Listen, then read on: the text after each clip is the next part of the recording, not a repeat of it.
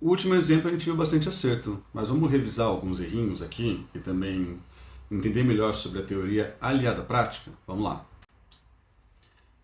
Alguns pacientes vão falar para a gente o seguinte: apenas me diga o que acha que eu devo fazer. Então ela quer mais aquele estilo de comunicação mais diretivo, né?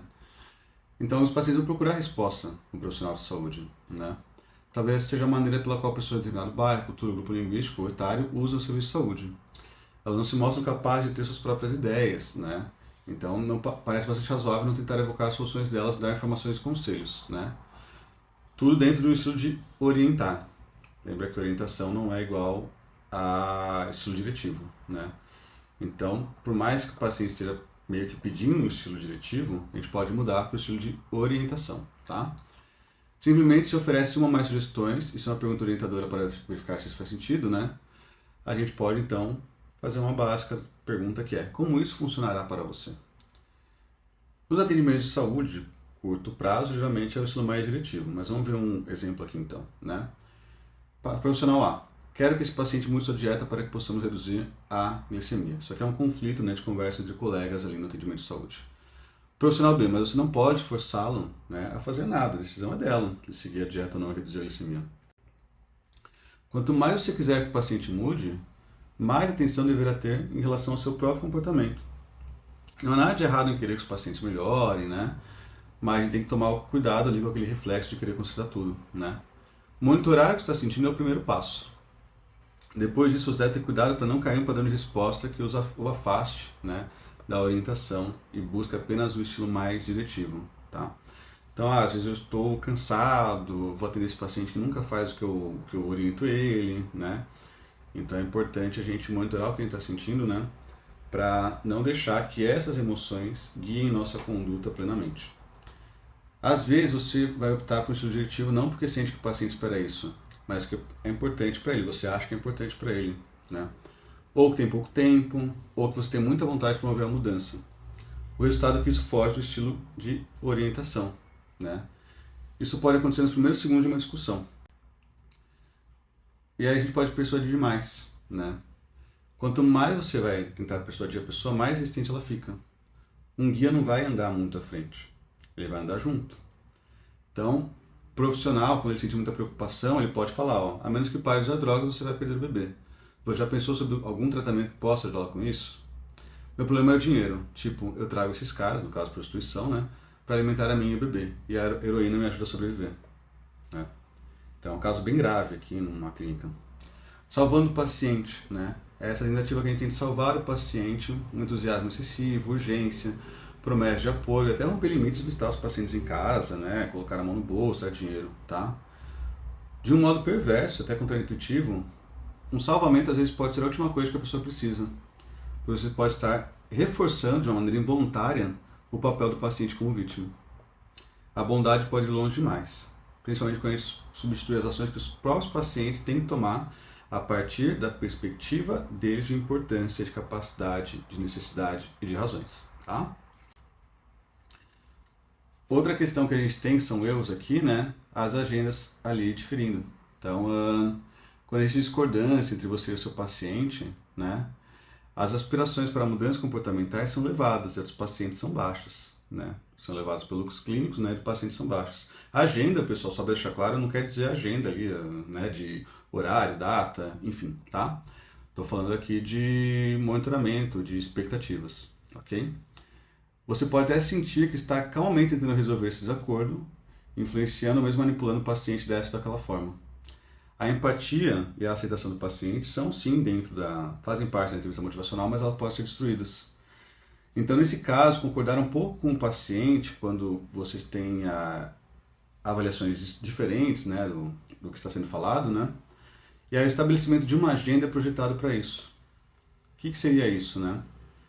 Uma abordagem aqui é quando as aspirações do paciente são elevadas e as suas são baixas, vamos inverter, né?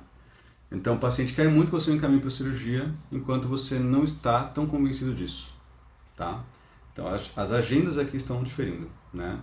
Ou você tem uma expectativa muito alta e o paciente não tem uma expectativa muito baixa, você espera mais dele, né? Enfim, isso é uma divergência de agenda, perdão. Seria isso daqui, né? suas aspirações para a mudança comportamental, né? Aqui a gente tem os pacientes e a do profissional. Tá? Eixo Y paciente, eixo X profissional. Então, quando há essa divergência, pode ser um problema. Quero que ela faça mais exercício e se prepare para voltar a trabalhar, mas ela quer que eu dê mais um atestado liberando do trabalho. Quero me concentrar no cigarro e ele precisa pensar que uma mudança na medicação, ele parece pensar, resolveria tudo. Isso aqui é uma divergência grande de entendimentos do tratamento, né? O paciente quer um guia para usar uma medicação para emagrecer, sei lá, um análogo de GLP-1, um Ozempic, um Mounjaro, enfim, né? Enquanto que as mudanças de vida ainda não foram tentadas adequadamente, ou ele não entra tão bem nos critérios para isso. De repente ele tem um sobrepeso, quase entrando em obesidade, mas ainda não entra nesses critérios, né? Então a gente pode ter alterações ali, né? No que cada um espera do tratamento, clínico e paciente. O que você pode fazer? Resumir como o paciente está se sentindo, né? Através ali das conversas, né? Aquela conversa que você reflete, que ele fala, isso para aumentar a sintonia, né? E garantir que o paciente não sinta que você não está entendendo. Porque às vezes você vai falar que não é o momento, ele vai sentir que você não está entendendo, você não está abraçando a dor, o incômodo que ele tem, tá? Ele pode sentir que você está ignorando aquilo, né? E aí você pode estabelecer uma agenda. Ó, vamos dar um passo para trás por um minuto e olhar nosso progresso. Nós queremos livrar da dor, com certeza, e podemos falar de diferentes maneiras para chegar lá. Você pode tomar mais analgésicos, algo que você quer e que me preocupa, é o exemplo, né, da pessoa que tem dor, e ela quer mais analgésicos, mas o clínico não quer dar mais, né? E é possível fazer mais exercícios que eu prefiro que preocupa você. Então, para onde vamos a partir daqui? Faltou alguma coisa? Então você está jogando as cartas na mesa, tá? Para uma tomada de decisão ali que seja efetiva e que não gere um problema nessa relação terapêutica, tá? Isso pode significar que você às vezes deve deixar de orientar e impor certos tópicos para o paciente. Por exemplo, você quer ajudar uma mãe problemática a mudar seu comportamento, pois ela beneficiaria se tivesse mais contato social com outras pessoas, se bebesse menos, e com novas abordagens para lidar com problemas de comportamento de seus filhos. Mas tem que considerar o bem-estar das crianças, que estão em situação de risco.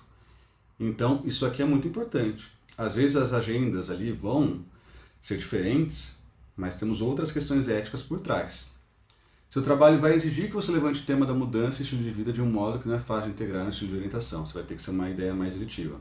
Paciente com esteatohepatite, um paciente com insulinoterapia que não quer usar insulina, um paciente soropositivo que tem dificuldade em usar as medicações e está em alto risco, por exemplo, vive numa área ou num período que tem, vamos falar, uma pandemia, né? Aí se ele adquirir ali uma Covid, ele vai ter um risco muito maior, tá? Você se sente obrigado a advertir um paciente que o resultado de um exame tem implicações muito claras para a mudança comportamental. Então a gente vai pegar um exame, por exemplo, né, de um LDL 220, 230. O paciente já tem um histórico cardiovascular, histórico familiar, né, já infartou. Então a gente vê que, olha, a gente tem que ter uma mudança mais drástica aqui. Quando você direciona, um último exemplo, paciente que tem o hábito de dirigir enquanto está intoxicado por álcool, drogas, enfim, né. Quando você direciona, não quer dizer que você está impondo, falando que você tem que fazer isso ou não, tá? As outras estratégias, né, que eu já mostrei antes, que é o quê? Pergunta, escuta, resumo, reflexão sobre o que foi falado, avaliação de desejo, necessidade, capacidade, informação, evocação, informação são importantes, mas a linguagem vai ser um pouco mais diretiva, né? Então, por exemplo, eu ia falar o que você poderia fazer aqui para beber menos enquanto dirige, né? Você não vai agir assim. Você vai falar, bom, a gente sabe o quanto é importante para você, né? Essa questão de sair, de beber um pouco mais, mas isso traz alguns riscos, né? O que a gente pode fazer para diminuir esses riscos, considerando ali que não dá para a gente beber e dirigir ao mesmo tempo? Então vamos ali direcionar, mas ainda assim fazendo uma construção em conjunto, tá? Quando o paciente tem capacidades cognitivas para tal, obviamente, né? Se a gente precisa de uma linguagem mais diretiva, o paciente tem pré-diabetes, indo para diabetes tipo 2, a gente não quer que chegue nisso, né?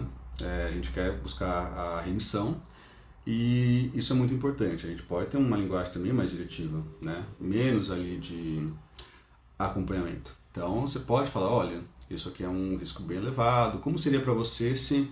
Por exemplo, esses marcadores que apontam, né, esse risco para diabetes tipo 2, glicemia em jejum, hemoglobina glicada, circunferência abdominal, né, o que a gente pode fazer então para reduzir circunferência abdominal, triglicerídeo, HDL, enfim, né? O que a gente pode fazer para reduzir esses caras em 45 dias, em 30 dias, né? Vamos entender melhor aqui sua questão de capacidade, sua questão de necessidade, se você consegue entender isso, né? Ó, os pacientes que eu tenho que eles acabam indo para o diabetes tipo 2, acaba que é uma doença com uma progressão ao longo dos anos, vai sempre usando medicação, insulinoterapia, né? Eu não gostaria que você chegasse nesse ponto. O que você pensa sobre isso, né? Como é que a gente vai chegar então aqui num processo que você não vai chegar nisso? Então você acaba direcionando um pouquinho mais, tá? O que eu quero mostrar, pessoal, é que aquelas linguagens de acompanhamento, né, de uma linguagem mais de observar, uma linguagem mais de direcionamento, elas mesclam entre si, tá? Então não é porque o livro está falando que, olha, aqui a gente vai ter que usar uma linguagem que não vai só orientar, né, ou acompanhar, e vai ser uma linguagem diretiva. Eu concordo, mas não quer dizer que ela tenha que ser somente diretiva, tá? Isso é importante, né? E quanto às divergências de agenda, a gente vai ter que entender a importância da mudança do hábito a curto ou dos comportamentos de maneira aguda ou crônica. Tem uma importância muito aguda, é importante clarificar isso para o paciente, né? Mas a partir da estratégia de informar, evocar, informar, tá? Para que ele sinta parte do processo, por mais que a linguagem seja direcionada a essa mudança. Por exemplo, olha, a gente vai ter que fazer essa dieta mais estrita mesmo, né? No início pode parecer um pouquinho mais difícil, mas eu sei que você já conseguiu antes, então o que você veria aqui de problemas fazendo essa dieta? O que você acha que poderia te atrapalhar, né? A gente vai fazendo perguntas mais assim e a pessoa vai falar, a partir do momento que ela traz essa dificuldade, a gente informa novamente, tá? Lidar com expectativas também é bem importante, mas eu vou guardar isso para o final, quando a gente falar de monitoramento também, tá? Próxima aula a gente ainda fala de alguns exemplos ali de erros e acertos.